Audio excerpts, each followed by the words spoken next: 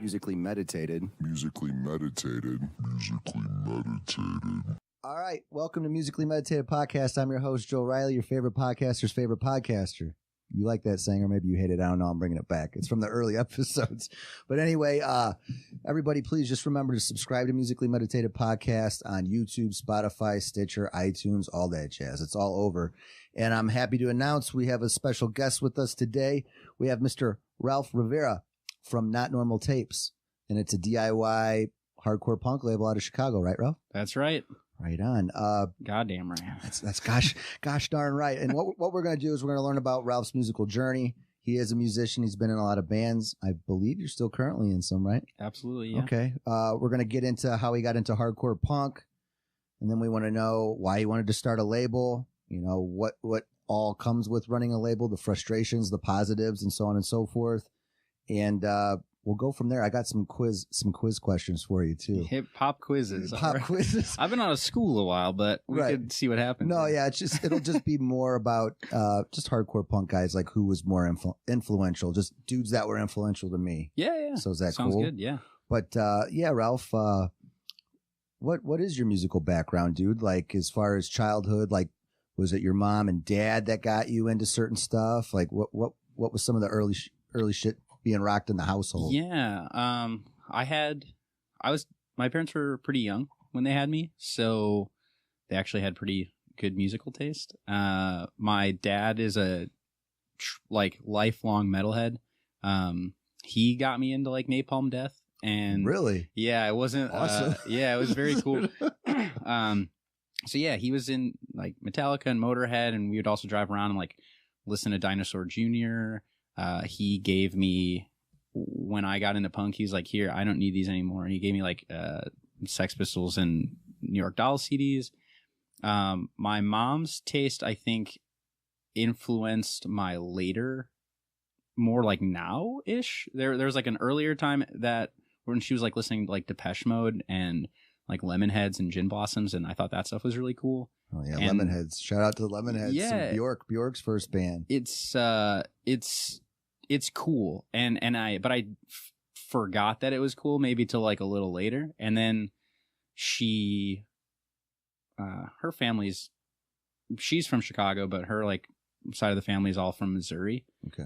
So she grew up listening to country music, and she listened to a lot of country music for like a few years. There's like a 3 or 4 year block where all we listened to was country when I was with her. And it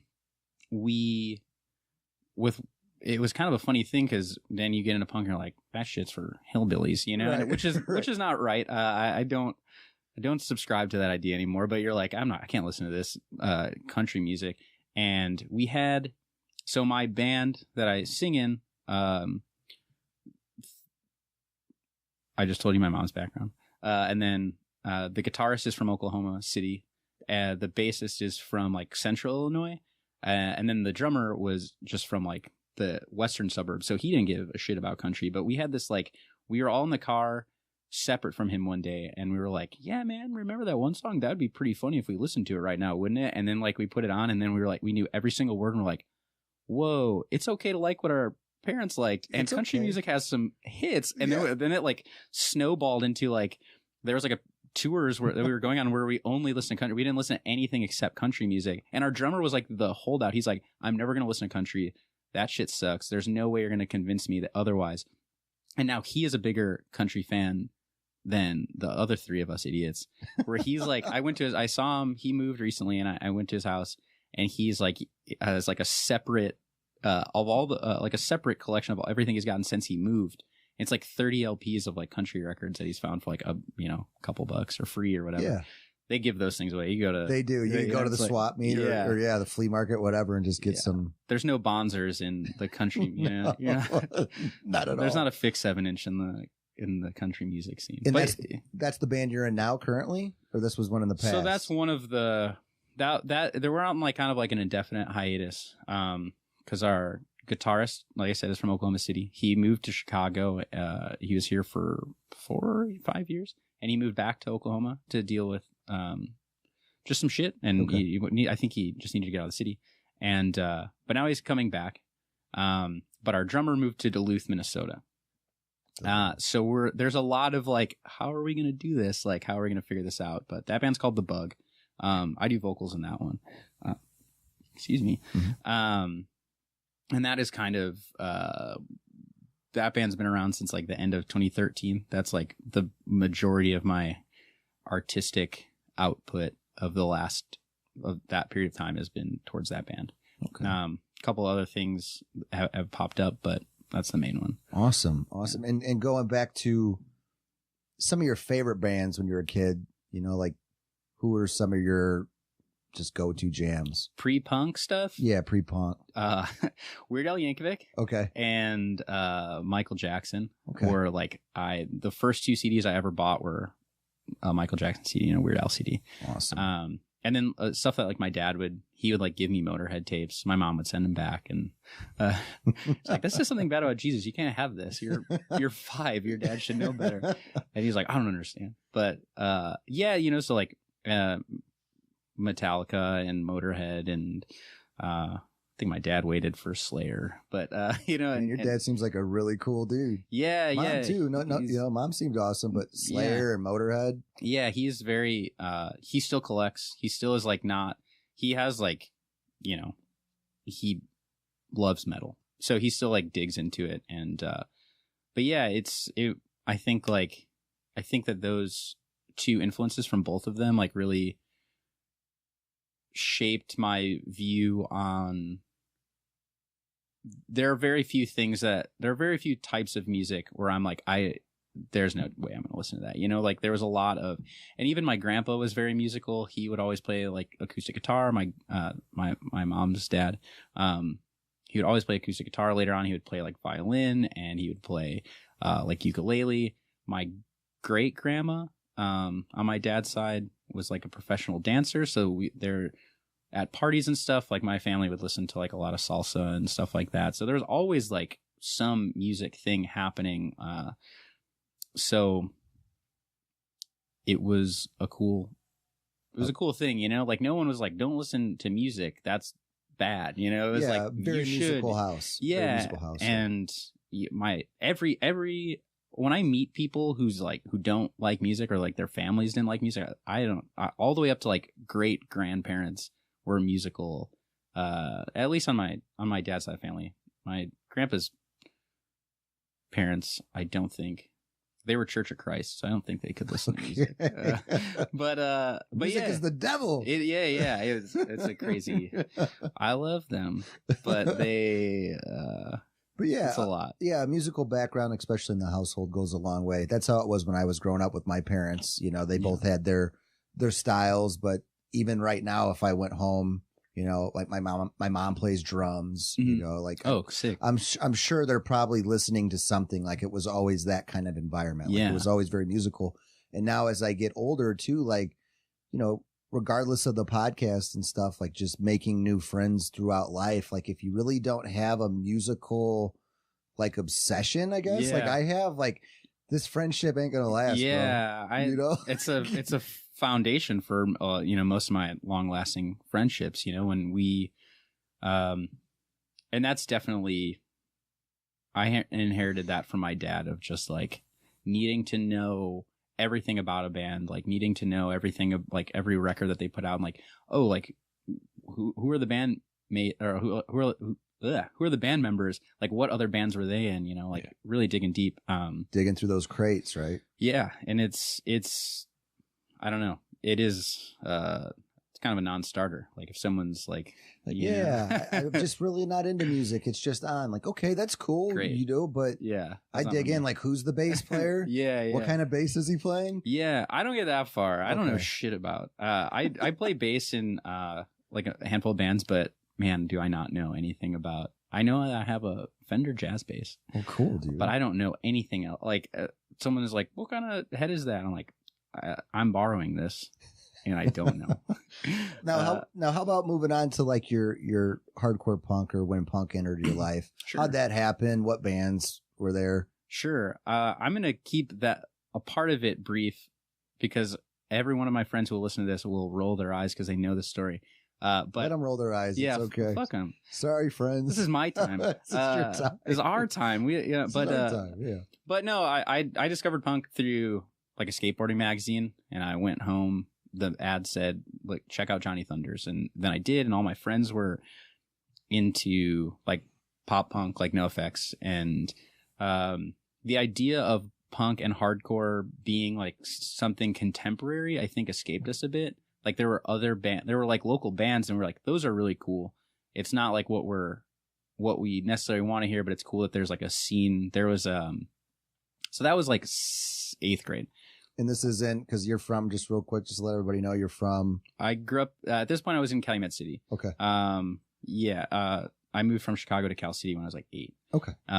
And yeah, so this time and like a bunch of us who went to my school, we were like all skateboarding, and we were playing Tony Hawk's games. And then it was kind of interesting to see that ad and then be like, oh, all of these really weird songs are punk songs. You know, we just thought like Dead Kennedys had Police Truck.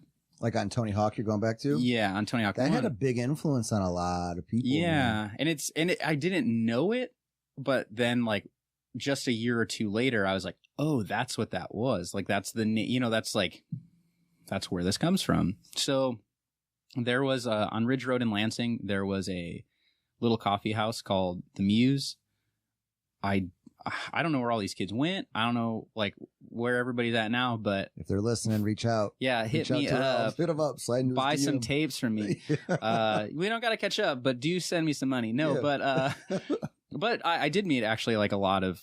There's some of my oldest friends I met there, but I shit you not, man. Every Friday and Saturday there were a minimum of like 50 up to like 100 kids who just ran this street, and people hated us because we weren't buying anything because we're like 14 to 19 year olds. Oh boy. But you know, bands would play there. Some of like, I'm trying to think of like, because this would have been like my first real interaction with like local music was Oh So Easy, which was like a ska band. Ska. There was like Duct Tape Mustache was like this kind of also ska band, but they had keyboards. I think it was like kind of like Post Locust and shit. It was Locust. Wow, yeah, Post Locust ska band. It was like very weird. Well, I like that name. Yeah, it was. Yeah, and like when I was Duct Tape Mustache. I was 14. I was like, dude, this is sick.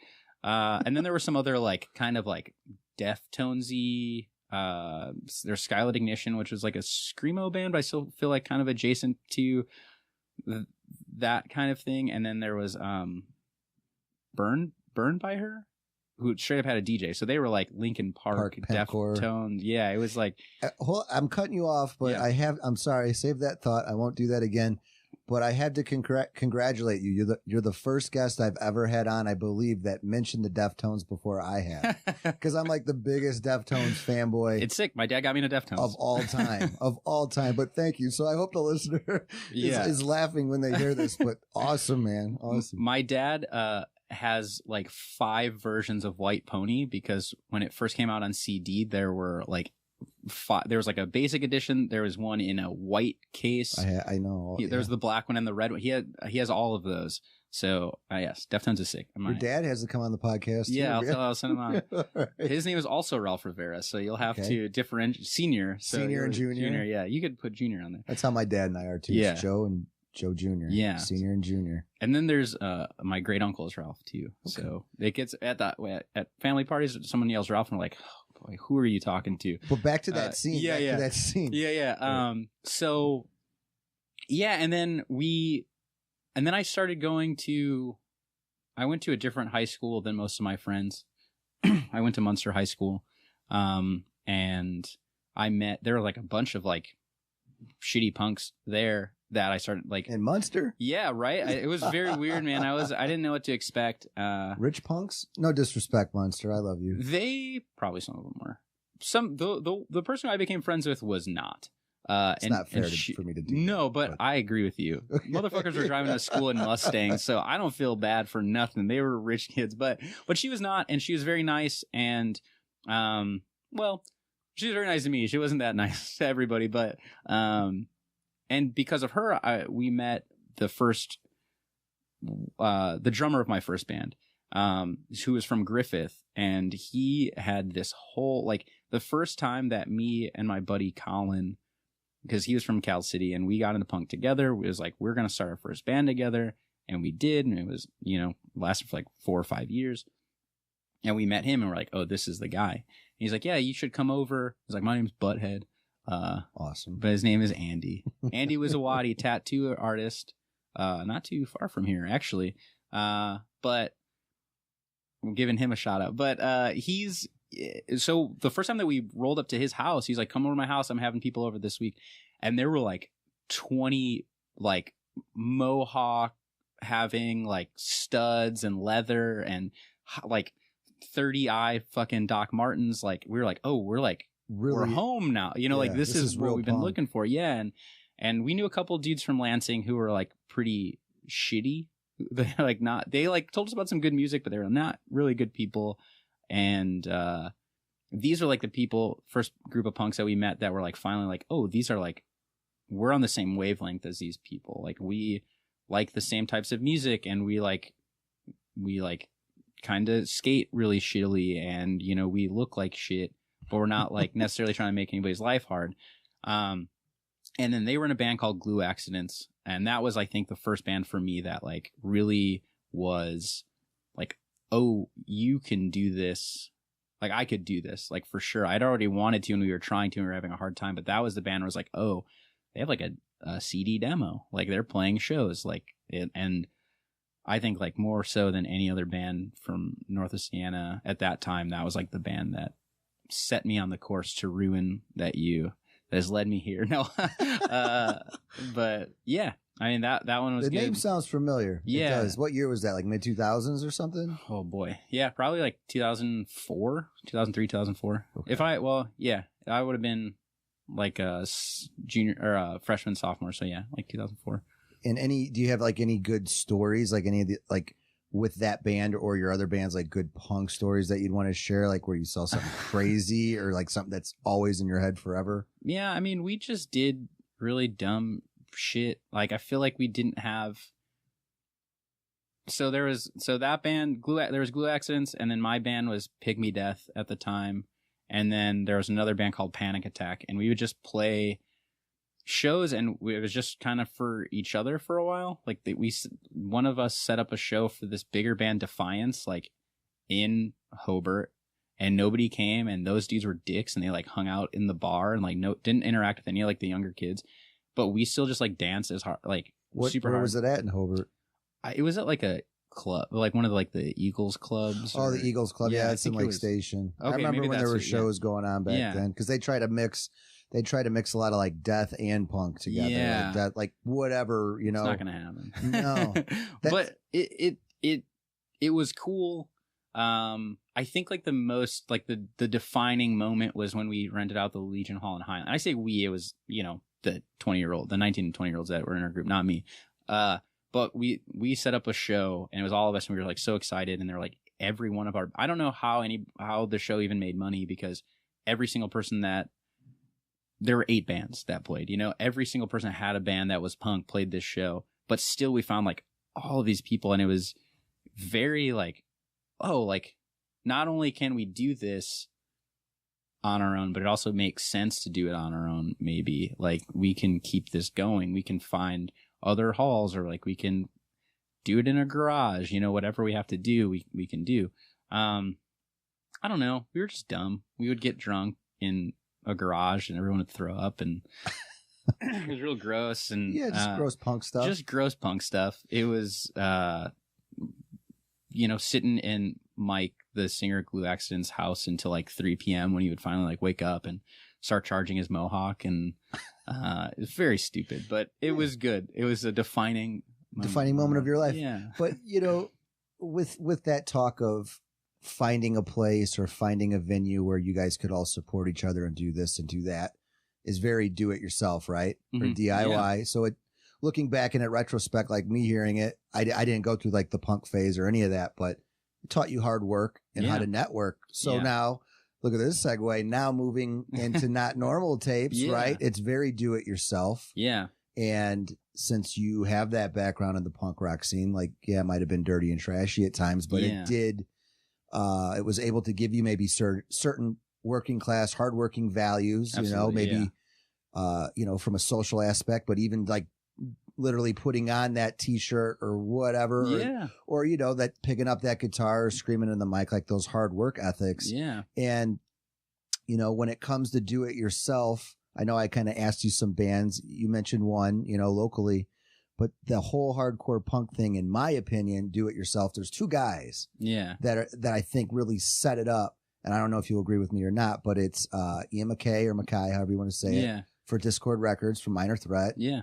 And then Greg Ginn or Greg Ginn, however you want to say it, from Black Flag SST. Yeah. So did you, with starting Not Normal Tapes, did you take a piece of what they did? Yeah. Did you watch them closely? Like, yeah.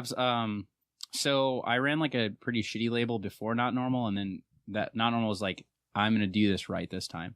And I absolutely.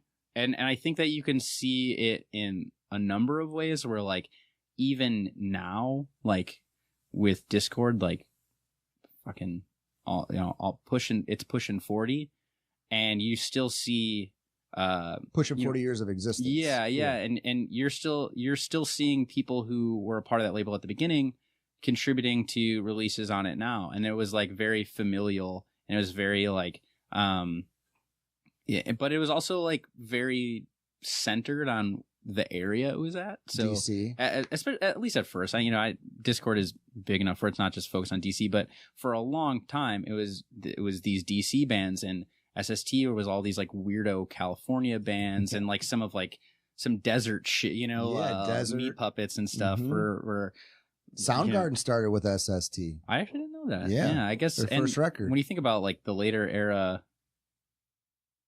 Meat Puppets and stuff, like it makes sense that those things are kind of so linked, linked with from the guitar sound of Greg Ginn's noodling, like just weird shit going on there with Black Flag. And I think like the conditions that Northwest Indiana found itself in are like inextricable from the origins of the label, where I was just like, we are good.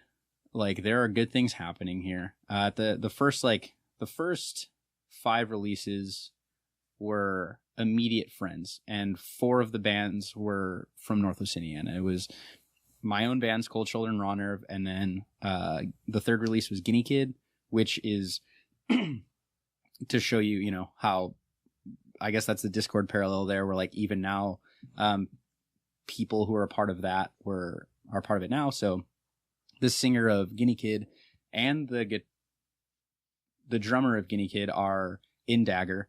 The singer of Guinea Kid is the singer of Liquids, is kind of for all intents and purposes Liquids.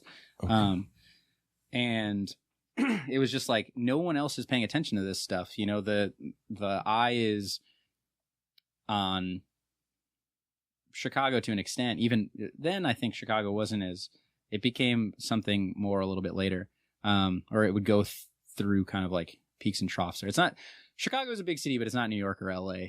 People, it's not like a cultural mecca that people immediately defer to like those cities. I agree. It's still a fucking Midwestern town and as far as anyone else is concerned, Chicago's still a bunch of hicks, but well, they look at Indiana like a bunch of hicks, right? Don't they? And that's the like that's so extrapolate that to Indiana, where it's like if no one's paying attention to Chicago, they're sure as shit not paying attention to Northwest Indiana. In the region at that, like we are the redheaded stepchild of the state of Indiana and Chicago, the city. Yeah, because nobody wants us. Because to Chicago, we're Indiana. We're like the rest of Indiana, and to Indiana, it's a bunch of fucking liberal weirdos.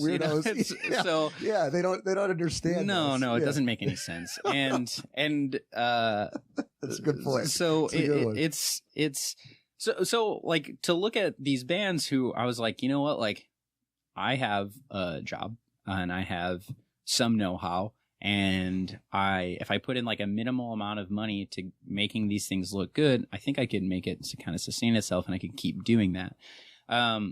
So it completely grew out of just like needing to. Oh, and then Pucoid was the fourth Northwest Indiana band, which again, members of Liquids, members of Dagger, members of CB Radio Gorgeous, who I just did a tape for. So it's all so connected and intertwined. And but yeah, I mean, I think those labels were very much, especially I was 19 when I started the label, so It was very like those are like the immediate things that I had to look to. Yeah, I think it's a good place to start, because I'm a big fan of like Converge and Deathwish, you know, Incorporated, and I think I've read articles, or maybe they've even mentioned, or I'm just putting it in my head, but they're like, yeah, we're like the new Discord. Yeah. You know, like with Jacob Band in there and Trey, like shout out to those guys. They've been supportive of the podcast, but like I love what Deathwish does. Yeah. You know, and I like what you're doing, and a good place to start with that whole DIY is from Discord, because like you mentioned there, Ian is from DC, and he's the one that plugged Henry with Black Flag. Yeah. Remember that whole story? Like Henry was like in the crowd, or he was a big fan, and he jumped up on stage because Black Flag's singer quit. Yep. Remember? Yeah. So they were some ice cream guy. In DC. He worked with Ian at an ice cream at a Haagen-Dazs. So he's like, hey, Henry, you should come to the show. Blah, blah, blah. The singer quit. So Henry came there, and they're like, yeah, we don't have a singer. And he jumped up. Yeah. And the rest is his. I mean, look where Henry Rollins is today. Yeah. You know, I mean, he's made a huge impact on me. I don't know about you, but people like to debate it, but I do think that people, I think, like to, and I know I've heard some things and that make me go, oh, maybe, he's done some crummy things. But if you look at like that band itself, I think like people like to try to make him not like the quintessential Black Flag. Like anything that they can do to be like, he's not the best singer. Like, dude, he's the first. I know for a fact, almost for a fact, that it's he's probably not the first cool one that you he's heard. He's not the cool guy. You're right. Yeah. I mean, he is, but maybe he is too cool, so it's not cool. Does that make sense? Totally. And like I think that Nervous Breakdown is a good record, but I don't think that Keith Morris. I don't think that someone's gonna get mad at me for this, but I don't think that Black Flag was even really a hardcore band until Ron sang. Dude, and his vocals were great. Yeah, they were crazy, and it was like it became less of like an adolescent, like just like a shitty punk band. Which I say that all due respect and love of that record, but it became like something else. It was like more immediate and intense and confrontational. Yeah, his voice was confrontational. Yeah, and then Dez is my least favorite, but he's more aggressive than Keith, and Henry, though, I think is just, he's a madman on those Damage. On the Damage, he's just crazy. I was watching something, and I've had guests on here. We've Black Flag has come up, and a majority of them, I'm always surprised about this, but they like the pre-Henry era. Yeah. Are you on that? Are you with that too? Like, is it not punk to like the Rollins shit? Because, like, I love My War. Yeah. I love Swinging Man. Like, in my head's crazy, like, right before they broke up, because, like, Greg Ginn was just smoking a lot of weed, listening to Grateful Dead, and, like... They did an instrumental album. The process of weeding out. That is real... Yeah. It's like space. It's pretty on the fucking nose there. What's going on? I do. I don't know what. But I have that t-shirt too, by the way. But, and it's a cool shirt. It is a cool shirt. I think that it is very, it's weird because like, less than a decade ago, at My War was what everybody was gravitating towards. And now it's like, Henry's the worst singer, and the later era stuff is not. But I think it's just different. It's just different. It's an opinion. Yeah, I like My War. Slip It In. Everything has a good track. Slip It In's great. I think that once Black Coffee, dude, come on. Yeah, I think shit. Once Jesus Christ, once Pettibone stopped doing the art, is I think when you can is a better indicator, because there's like the one that was the last album in my head, because what happened was Greg didn't ask Pettibone, which they're brothers. Yeah, he did not ask him to do like an album cover for In My Head. So what they did is they composed a bunch of the old flyers and they took from that and they made that album cover. It looks like you're looking through a bunch of different windows. Yeah, yeah. And it pissed him off so bad they do not talk to this day. That was like 1985, dude. I mean, he's inseparable from Black Flag. That, you know, I mean, he's just as big of a part of that band as any member, any of the hundreds of members they went I agree with you 100%. But yeah, I think they set up, you know, Black Flag. I mean, I'm biased. I'm a fanboy all day. Yeah. You know, I love Black Flag. And when you say hardcore punk, if they're not mentioned in the discussion, I don't know if I like you as a person. No, I'm just joking. No. But I think with Black Flag, they set that up like the foundation of hardcore punk of, all right, we have the band, we're tight. Yeah. Our message is kind of whatever your message is, but they had the artist with it. Yeah, so absolutely. It was like a shock jock almost. Yeah. And Pettibon's like, you know, the flyers, like that element of the shows and the flyers, and they were a scary band. Yeah. It brought, I think, like having this like very clear and very consistent aesthetic is as important as what Greg Ginn did on guitar. You know, like you hear that guitar tone and you know what you're getting yourself into. When you see that artwork, you know what you're getting yourself into. And I think it's important to there are a lot of great you know, I'm just kind of a dick and maybe a little too judgmental, but you know, I see people who like don't put as much of an effort into the aesthetic aspect of their band, the art like, and the packaging. Like, man, everything is your band. Why half-ass any aspect of it? I agree. So, and that was excuse me. I'm really burpy. You're all right, man. I got coughs and burps. I don't know what. No, but that was important to me for the label as well. Was to there we go. Really make good sounding, good looking music that I knew who everybody was that were in these bands, and I was able to like trust them. Yeah, and like. And that got me into a little bit of trouble in later, more recently, where I was kind of like, I don't know the exact reasonings, but I was just like, man, I don't know, things stop being as tightly, because I let everybody just do whatever they want, you know, like. You're not micromanaging, not normal tapes. I'm trying very hard not to, and if anyone's ever felt that way, I apologize, but I want the artist to have the freedom to craft something from top to bottom that, you know, looks like it should be, but also when you're putting money into something, you get the final say. Yeah, and so I've a couple things in the last couple of years where I was like, what the hell was I thinking? Like, why didn't I step in and be like, you have to redo this? I like that, because is there, you know, how do you deal with the egos? Mm-hmm. How do you deal with I don't know. Is there a punk hierarchy in a sense? Like, you know, like how do you deal with that, dude? Yeah. Unfortunately, yes. Because what happens is that punk is supposed to be like all the losers, right? But I think that there's an attitude in there where like, because you've only been a loser, now you want to create something where you are not the loser. And so you go to this place where everybody kind of feels shitty, and you can, you know, some of the crummier people are able to like place themselves on top of that and be like, well, this is how things are going to go. So there are egos.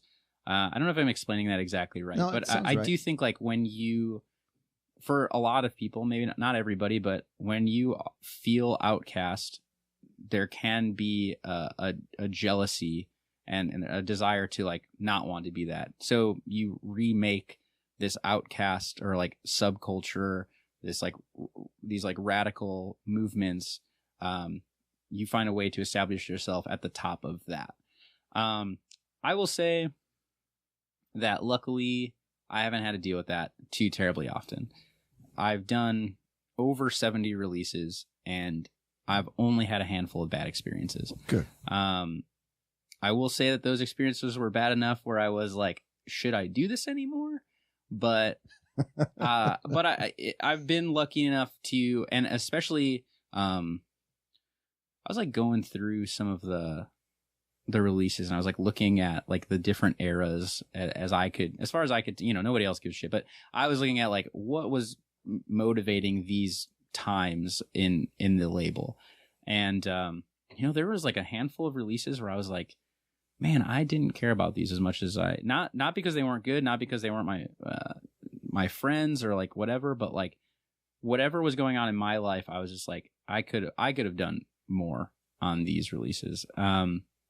And there's a time like right after that, and that I will say that came after like a 3-year period of doing like an ungodly amount of like every month, every single day was something with the label, whether it was shipping something probably late, but uploading something, like putting something together, like with tapes, with a record, everything even if you got to put it together, everything comes. It's the constituent parts are ready. You shove the record in the jacket, you put the jacket in the sleeve, and you're done. With tapes, and this is my cross to bear, but you're cutting everything, you're stuffing everything, you're scoring everything, it's a lot more labor intensive than that, and that's just part of the deal. But then when you're kind of like, when you're doing that for 3 years straight, you're like, I can't look at another fucking, I can't look. If I see a piece of cardstock, I'm going to fucking go ballistic today. Right. And what a hell of a problem to have. But it is like, it's like, when you put in that much work for other people, and then you are confronted with someone who's like, I'm not looking for anybody to kiss my ass, but like a pat on the back. I shouldn't be doing, if I'm doing this much work, you should at least give enough of a shit about your band for me to make that work worthwhile, and so those two things kind of met at a point where there were like a handful of these releases that I did. I don't think I gave as much of attention to them as I should have, even though I loved them, because I was burnt out. And then like within that, a fraction of it was like a couple. Not even the full band member, not even all the members of the band, but a couple of the members of the bands were just like the most ungrateful pricks, and just like every step of the way, like giving me shit like late, and then going like, "Oh, we need it by this day." And I'm like, "Cool, well you might not have it because you gave me the stuff a week before you need it, and I've been asking you for it for a month." So time signatures, right? Yeah, like you have to have a schedule. Like people, even with doing the podcasting, like. With you coming here tonight, right? It's like, hey, what time, what day? It's like, you got to respect each other's time. So that would be really hard. I know I'm jumping in there, but no, it's, I mean, when you are be respectful. Yeah. When you're in a creative relationship, when you're doing a creative endeavor that requires other people's involvement, you're going to run into that. Absolutely. And then last year was the 10th anniversary of the label, and I did some big shows. And that was really great. People were very supportive.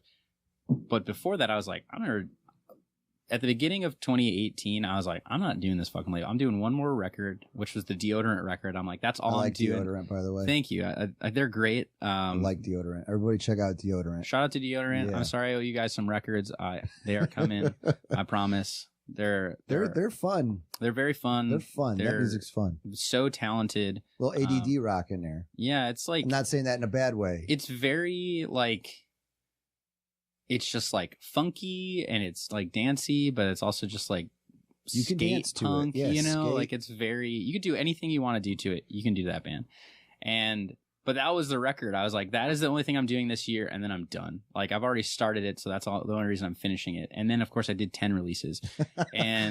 But something happened where, like, the people I worked with on those were, I'm going to run through them because I'm really proud of these records. Yeah. I'm proud of all the people involved in them. So shout out. We did the Deodorant LP. We did 2 tapes for this rapper, Roy Kinsey. I like Roy, too. I've heard of him through you. He's incredible. The vinyl version of the Blackie LP that he recorded is coming out this Saturday on Record Store Day. Oh, it is. Yeah, we just wrapped that up. Cool.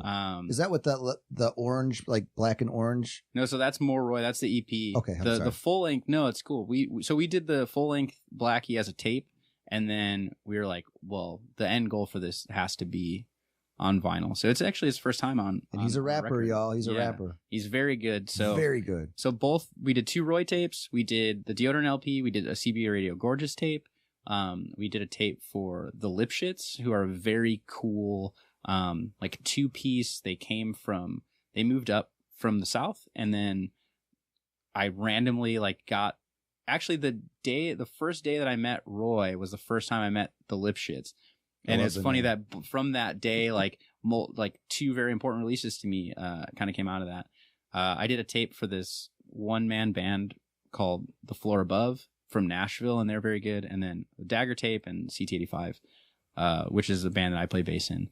And every one of those was so gratifying in a way that I felt like the label hadn't been, even for other things that I loved.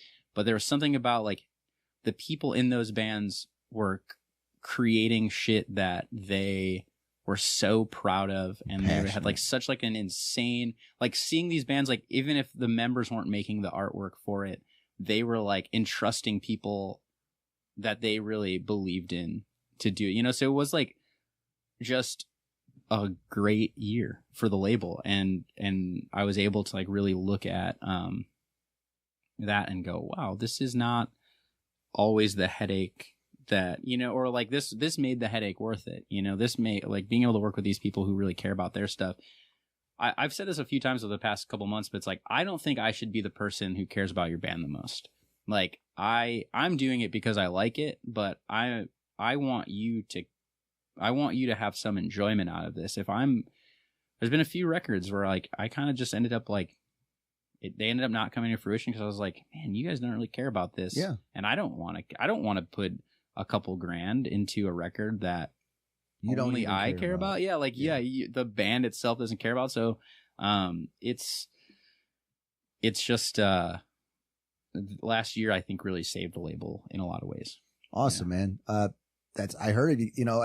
I found out about you guys last year, and I like all those projects. I've listened to them all. Maybe a little bit more biased with, Dagger or Deodorant or what is it? CT, the one you're in? CT85. CT85, because you guys are all region. Yeah. But I was blown away by the Roy Kinsey. Yeah. Because it's hip hop. Yeah, yeah. Right? So how, with Musically Meditated too, I talk about all genres. I kind of focus on hip hop, punk, and metal, if you had to really break it down. But how did that all work out and come about? Did people accept that? Other bands, was everybody cool? Was he cool about coming on a hardcore punk? Seems like you're breaking barriers there, dude. Seriously. It was an interesting thing. So I booked, he's a librarian. He worked at a different library and, right down the street from mine. And, what's up? And, hello. But no, so I was booking a show at my library. It was the Lipschitz and the Bug and this band Molcajete that is very good. And my manager forgot. And I was like 3 days beforehand, she's like, oh, I forgot about that. And I was like, cool. Well, we need to figure out what to do. So she moved it right down the street. There's another library a mile south of mine. And we did it there. And I'm waiting, around for people to come. And this guy comes in and he introduces himself to me and we start talking. He's like, yeah, I work here. I'm like, oh, is this your library? He's like, yeah, this is my library. I'm like, cool, man. Nice to meet you. Stick around. He's like, cool. I've never been to a punk show before. I'm excited to see what it was. And at the end of it, he's like, I didn't know that that's what punk was like. I thought it was going to be a bunch of assholes. Everybody's going to be mean. And you guys are all great. And everyone was having fun. This is incredible. And I was like, well, I'm Ralph. And he's like, I'm Roy. And he gave me his phone number. We exchanged phone numbers and I forgot his name. And, maybe, a couple months later, actually quite a bit, because that was in September of 2017, I want to say. And Blackie came out in February of 2018, digitally. And I got a text message from him hey, my record's coming out. Please come out and check it out. I'm like, I can't make it, but I'm so glad you texted me because I've wanted to talk to you for a while. And I started listening to the record and I was like, this is incredible. And we put him on I just did a tape for this band Jocko, who is I like Jocko. Yeah, thank you. I do just, too. I was listening to it yesterday. I was like, this shit's awesome. Because I saw the tape post on your Instagram. Yeah. I was like, all right, let me check this out on your Bandcamp. And like, that shit's tight. Yeah, it's very good. And they are like a confluence, like hardcore and hip hop influence. For everyone listening, I hear Rage Against the Machine. Dude. Very heavy Rage Against the Machine. Right? I don't know if... I mean, I don't know how much they... I'm not trying to piss them off. It is a very big... Just a first listen, and that's a good band to be compared to. I know bands don't like that shit, but... But it's cool, though, too, because I've gotten to know them a little bit more. Jacob, the singer, it's the first hardcore band he's ever been in. Are they Chicago boys, too? They're from Omaha. Oh. They're from Nebraska, yeah. Right on. The Bug and Deodorant... Shout out to the Buzz. Or what are they called? The Cornhuskers? Yeah. Right. The Styly. Yeah. But the Bug and Deodorant did a weekend together, and we played Omaha, and we played with Jocko, and that's how we kind of. And I was like, "This is the best. This is incredible." I didn't know what to expect. Like none of the bands that we'd played with that day had I heard before, and that one was like, "Wow, this is great." So they hit me up to come to Chicago, and me and the drummer of the Bug and CT85, we set up their show, and we're like, "Let's do a mixed bill hip hop show." Cool. And we put Roy on. And he came out and he killed it, and I it was like a completely different experience of what he was accustomed to. But I think and hope he had a great time. And that night I was like, hey man, like I don't know if you've ever considered this, but I do run a record label. It's it's not huge, but I would like to do a tape for you. And that was the start of like a very just this like chance occurrence of a manager kind of fucked something up, ended up being way better, because I might not have ever met Roy. I might not have known about what he was doing unless we had to have moved the show there. And wow. And we're good friends now. Cool. We hang out like regularly, and I'd like to bring him on the podcast, man. Yeah, if you'd like to come out, that'd be great. I really like the tape. Yeah. That I keep saying the black and orange. I just remember the color. So what is that tape called? That's with you. That's what Not Normal, right? Yeah. So we've done two. So the black and orange one is More Roy, and that's just like a 5-song EP. I loved it. And then there's a full length called Blackie that we did a tape of last summer. And I listened to some of that too. Yeah. And then the that was just a tape. The vinyl comes out this Saturday at Record Store Day. Yeah, at Bric-a-Brac and Gramophone. He's gonna do 2 in-store appearances on Saturday. Oh, awesome! Yeah. Awesome. Yeah, I want to get that tape. The first track on that tape really caught my attention, and I hate comparing, but there's probably people listening that haven't heard him before, and I get a Clips vibe a little bit, a little Pusha T. Yeah, right, a little Pusha T influence behind him, and maybe like the way he sounds and his delivery. But he's quoted Pusha T to me many times. All right, a handful of times. Yeah, I think that's dead on, and I think like. I don't want to. Thanks, Ralph. Yeah, I don't want to speak for him, but I do. I think it was those two are very interesting side by side. Where like Blackie was and is like this body. It's a fucking story that he's telling, and that's the whole thing. Yeah, and about his family and his growth. Yeah, it's very personal, and. The vibe I got was like, he's like, I'm fucking rapping to tell this story, but also I'm a fucking rapper. And Omar, that first song on More Roy is just like, he's just coming out on that tape swinging. He's and it's killing it on that intro. Wait till you hear this new shit, man. It's going to be, he's got a new, I'm excited. It's like, I don't know. Who knows? Sometimes he's like, it's going to be done like next month. And then he's like, I should spend more time. But it's coming this year that he'll have another record out. It's fucking good. Him and his producer, Mike Jones, are incredibly warm and talented. And I'm doing Mike did a collaboration with like another like producer. And we're going to be doing a tape of their collaboration. It's just like all instrumentals. That's like one of the next like Not Normal releases. Cool. Yeah, very good up and coming MC out of Chicago. Yeah. Everybody's got to check him out. Incredible. That was really cool how you were able to get him, man. Yeah. Like I'm glad he trusted me, Yeah. I'm glad that and that we were able to trust each other and do these things together. Awesome. Moving on a little bit too with I like how you brought up tapes and packaging tapes and vinyl. what goes behind pressing vinyl for a particular band? Like, you don't have to get too in detail, but I'm sure there's a lot there because I don't know, and I'm sure the listener would love to know. Yeah. And then secondly, after that, why tapes? Sure. Why tapes? What's the big comeback with tapes? But let's start with the vinyl thing. Like the process of, do you have to find someone that'll cut the vinyl for you? Like what goes behind that?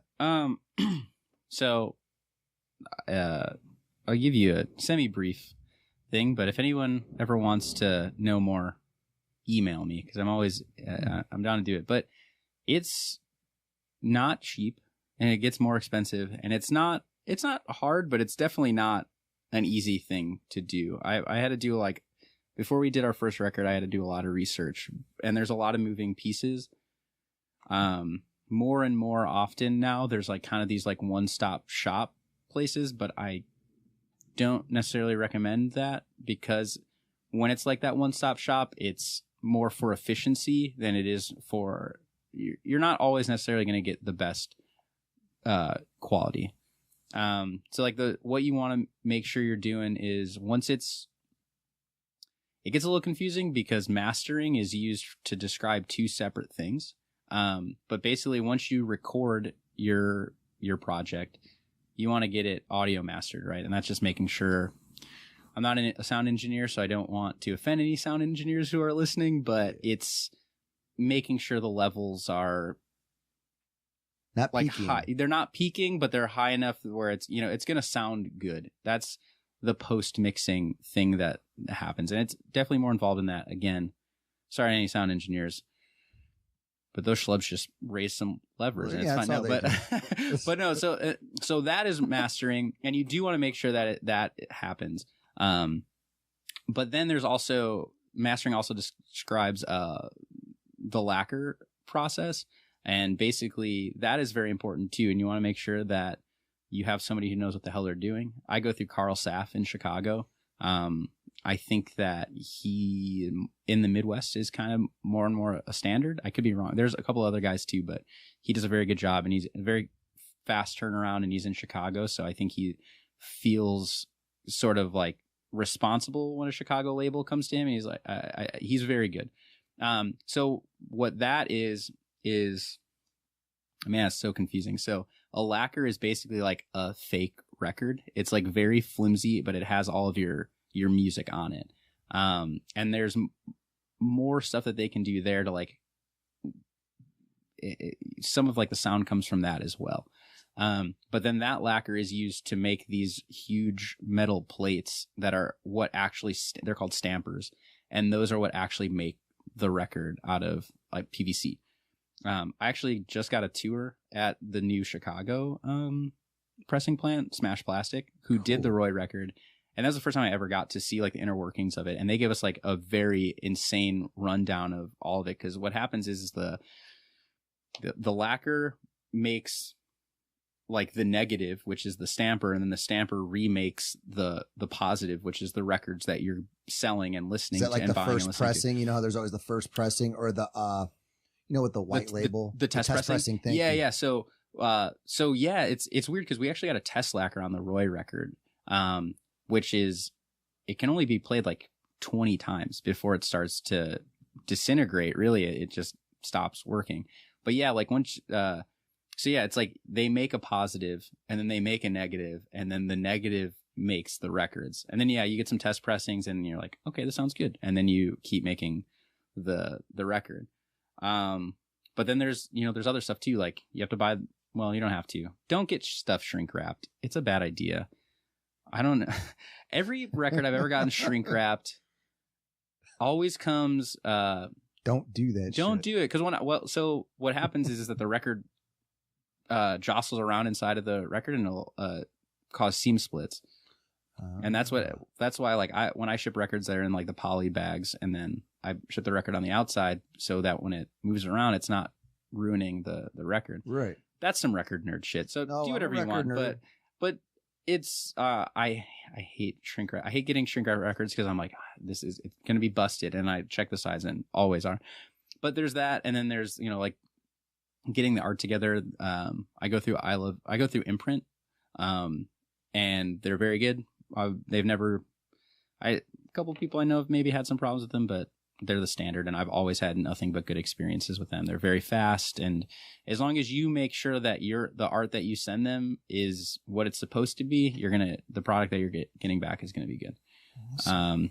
So I mean, there are a lot of these moving pieces, and again, there's some of these brokers who aren't bad, but the quality is like, if you're paying that much, you want good shit. You want good shit. Yeah. Bottom line. Yeah. You don't want to fuck around with. This isn't some cheap. We're not. Yeah. This is some money. This is.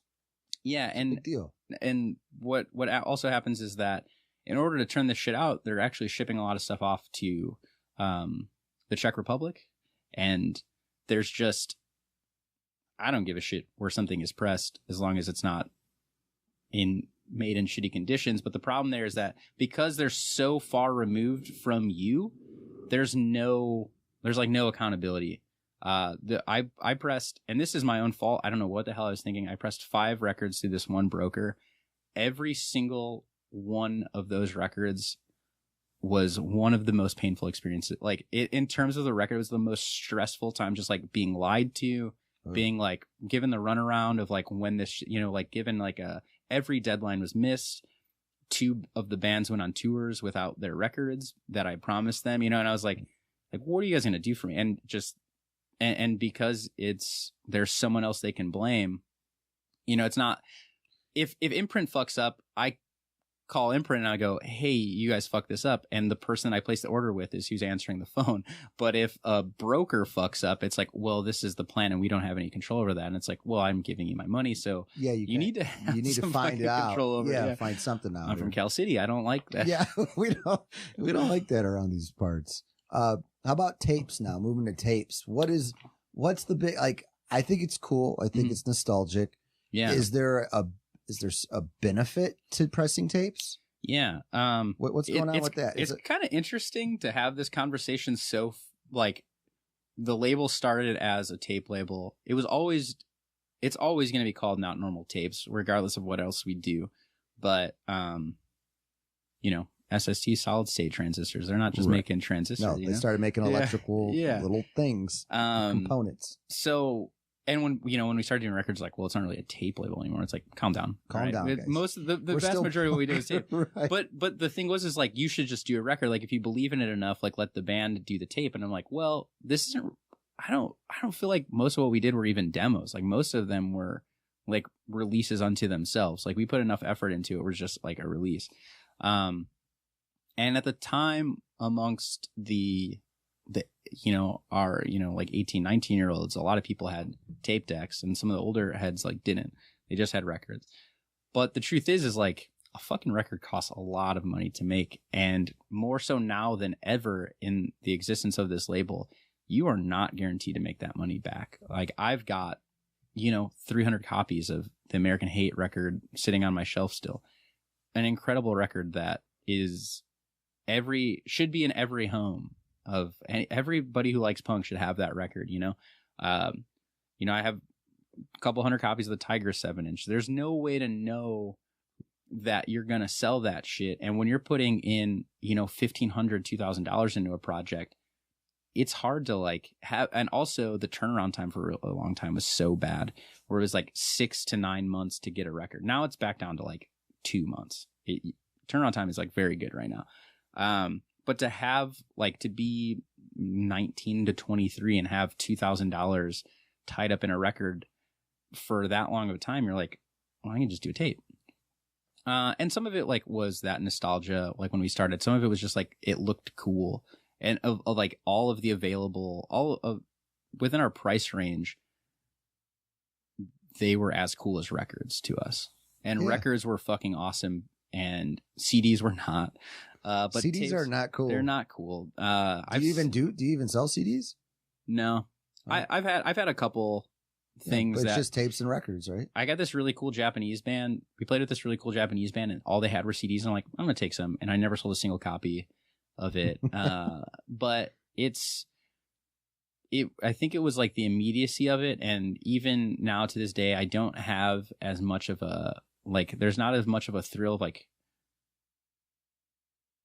Every tape that I do is all put together by me, pretty much, except for like a couple have other people done, or like. Is that a long process?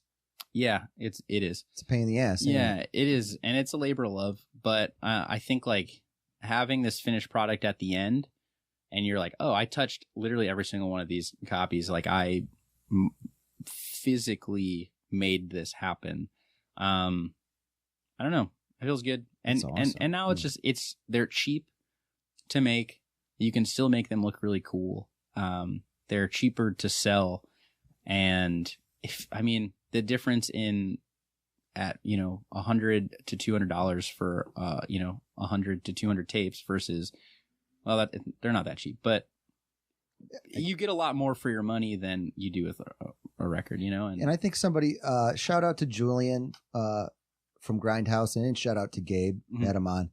But when I had Julian on, we played Dagger at the end of that episode, so everybody go back and check that out. But I asked him too, because shit, he's like 15 years younger than me, right? Yeah. So he's talking about going to the shows and whatnot. I'm like, well, what's with the tape thing? Yeah. What's with that? Like, I'm cool. I get it. Like, I'll buy it. But he's like, hey, I'm more eager to buy that right on the spot for $5. Yeah.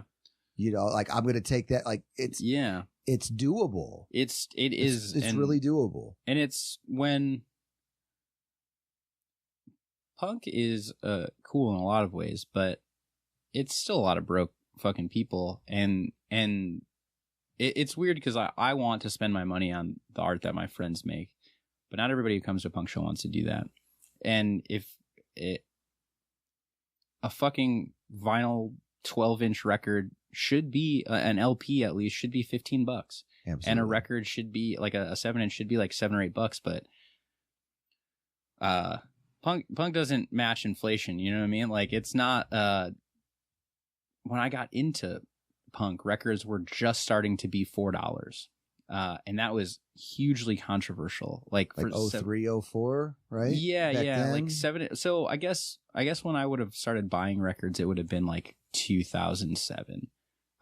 Like at shows, or that I would have known anybody who was putting out a record, like. Yeah, it was like mid to late 2000s, right? Yeah, and for so long, 7 inches had been $3, and people were like, I gotta start charging $4, and then when we all had to start charging $5 for a record, and then now like 7-inch, the Bug 7-inch is like $5 to $6. We sell it for like sliding scale, and that comes with like a 16-page 3-color zine, like, and even then we were like, should we sell this for like 7? Like, because when you put in the labor money that and not even just the money, but the labor that we put into like creating that, the labor that I put into making the art for that. Yeah, zine too. Shout out to Mythos. Yeah, it's a fucking lot, and I just, you want to sell them, and you want to be like, I want this to be $5, but it's not.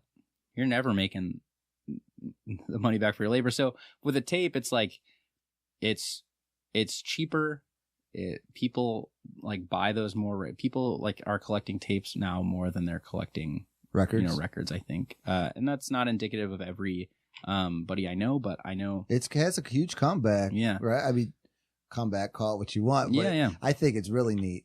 I like it. I like seeing that. I mean, that's what I grew up with too. Yeah, I was born in '83, so it wasn't my first CD when I was growing up. I remember records, like, I remember that transition, like my mom and dad spinning records, and then I remember everything was tapes, and then I remember CDs too. But I remember that small little buffer zone there from records to CD, and it was all about tapes. And tapes always have that thickness. Yeah, like back in the day when people had, their sound system. I remember like the real sound heads to get that bass. Like, dude, you got to bump a tape, and there's a hiss to it that like CDs. And, like when we first started doing releases, we were doing them on CDs because that's what we had. We had a CD burner and that made it easy. But once we were like, oh, we could do this thing that is more aesthetically pleasing to us, I think it was always just like kind of we were like, well, I don't really care if anybody else has a tape deck. But luckily everybody was starting to, but we were like, this looks cool and I can do this. So let's just do it. Awesome.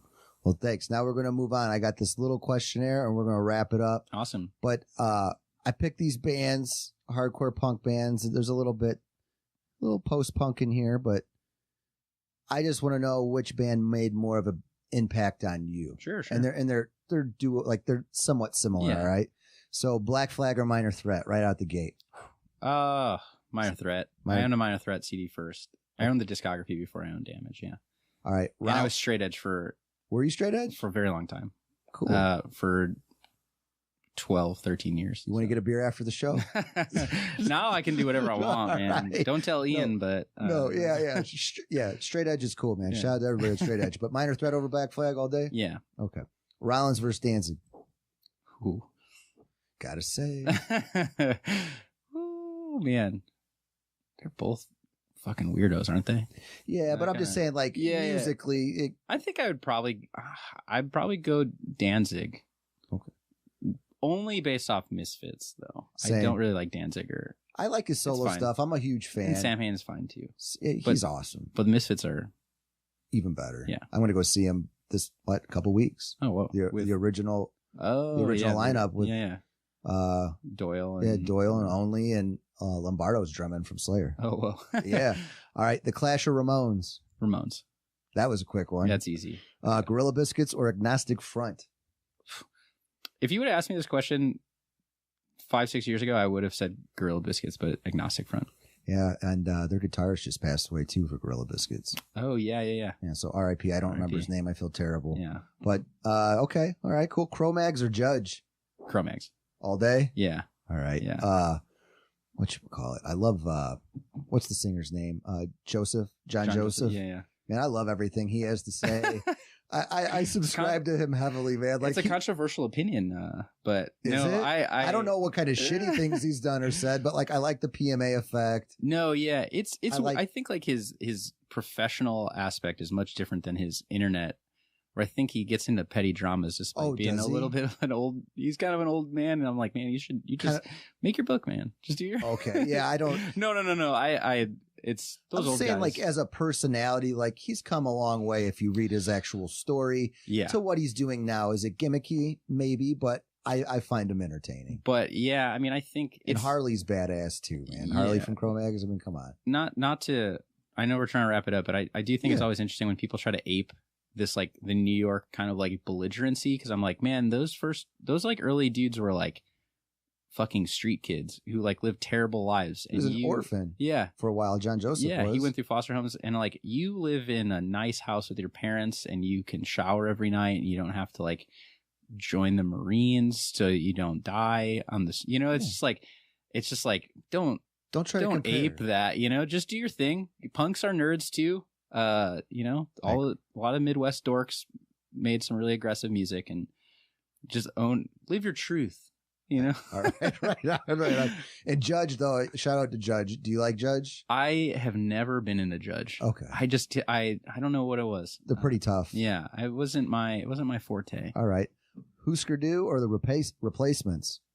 Huskers. Yeah. Yeah. I liked the Replacements first, but I like more of Husker Du's stuff now. Yeah. I like Candy Apple Gray. That's my track. I definitely stick to like most of the earlier stuff, but I think that's like, because they had more hardcore punk stuff before they got old. Well, they were always. You were saying Replacements or Huskers, yeah. Yeah, I mean they're both from the Twin Cities, and they always had they came out at the same time. Yeah. They always had this rivalry, but they supported each other too. Yeah. But the Replacements, something about them and this like their drunken sloppiness, and they just never gave a shit. Yeah, I respect that. No, I dig both, but definitely a Husker Du. Yeah. Okay, Joy Division or the Smiths? Joy Division. All day? But it's... See, I know these are hard ones. I'll be honest with you, though. I don't like the Smiths at all. Oh, okay. Hey, you gotta go. No, I'll get out of it. I'll get right. I saw you did the episode the other day. No, I'm joking, man. I had like a Smiths period. I'm not super into like... I feel like I get in these arguments a lot with my friends, and they're like, I'm like, I don't like new wave, I don't like post punk, I don't like goth, and then they start listing off all these bands that I do like, and I'm like, once a band is like good to me, I think I just think of them if they're like punk adjacent at all, I'm just like, oh, that's just I just assume that I just consider that a punk band, not like a new wave band, which is I guess once we get into like the umbrella. Could we call the Smiths a punk band? No, I didn't no. think So like they are like, but they were like adjacent post punk. You know, Yeah. Manchester, their first album especially. But Yeah. you're not a big fan. I just like didn't. I just grew out of it. I just was like, I don't like Morrissey. I know you did the God, episode. you gotta go. I like It's all right, dude. Mars got some riffs, but he has some like witty. He did write like some pretty witty lyrics, Who, but the Maz? yeah, Oh yeah, he's a great writer. and he had some good shit. But I was just like, man, I just don't like this guy. But Joy Division, he says some shitty things too. he gets a little fucking. He's a little goofy. I think his fans kind of. I think like Smiths and Morrissey fanatics like start to. I know you're wearing a Smith shirt. So I'm a Morrissey and Smith fanatic, but it's okay. But you know there are like people who can enjoy that shit, and then there are people who are like, I'm like, dude, we have to calm down. But Joy Division 2, where I'm like, when I was younger, I dug it more, and I just like, it's just so like earlier Joy Division, I dig more than like once I don't.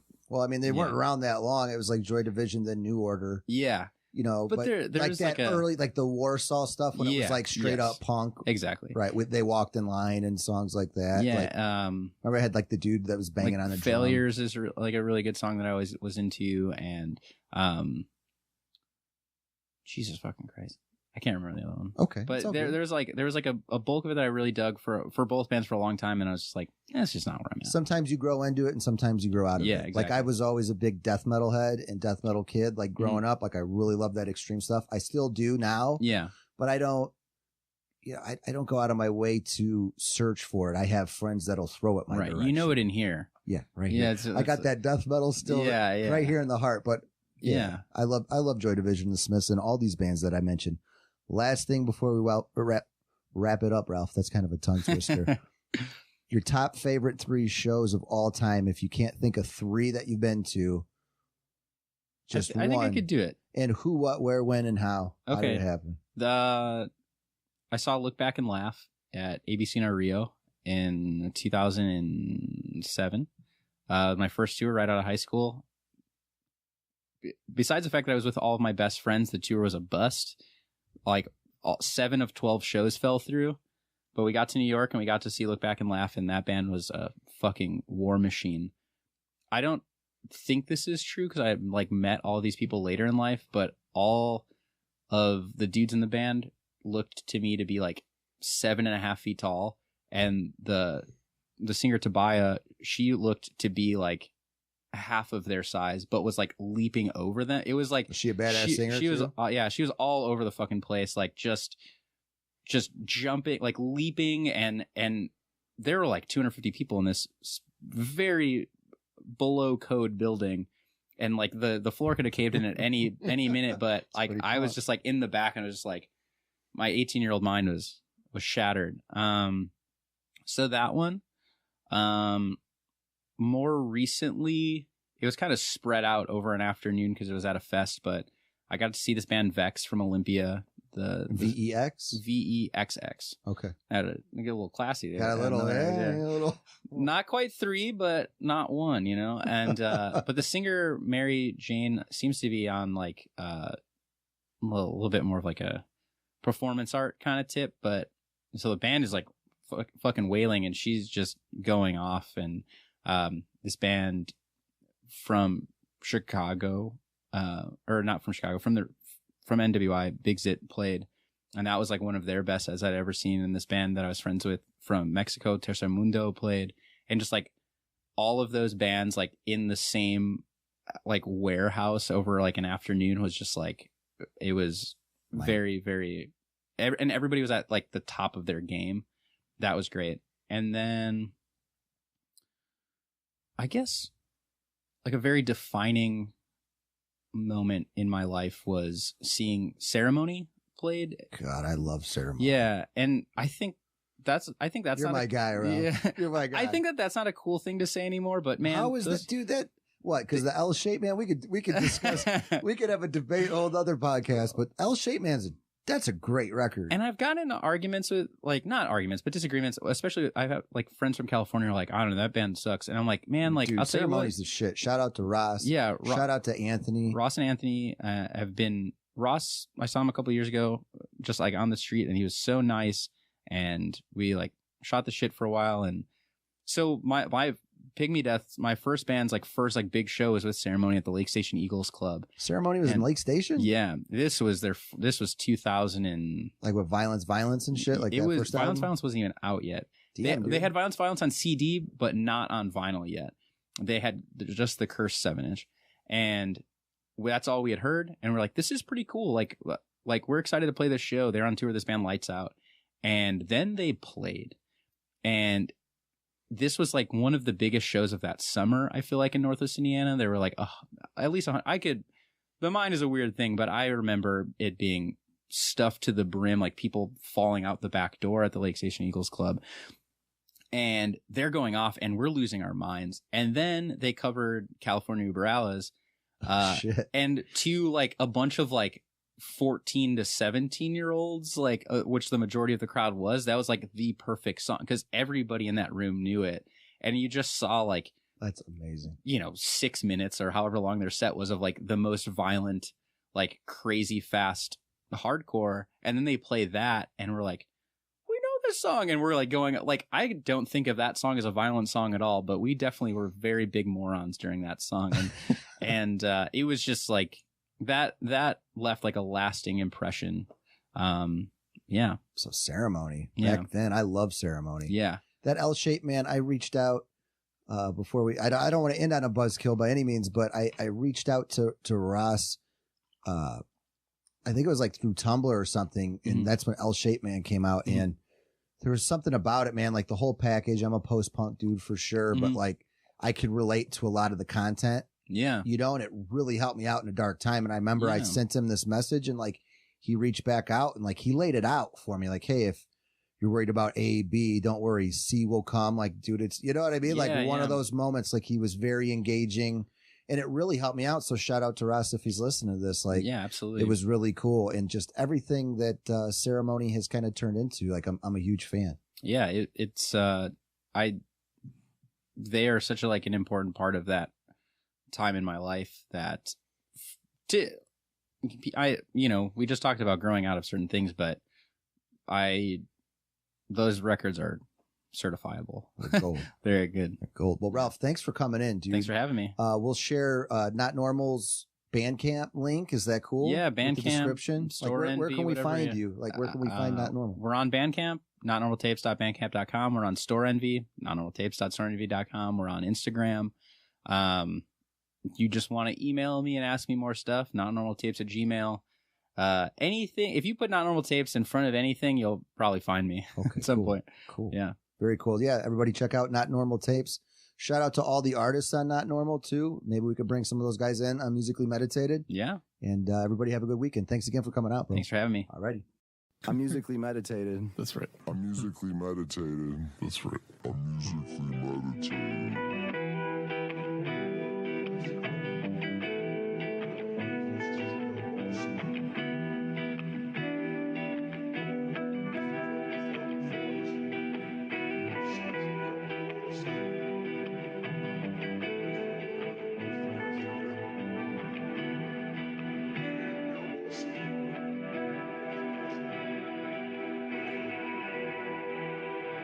Producer my ass over there.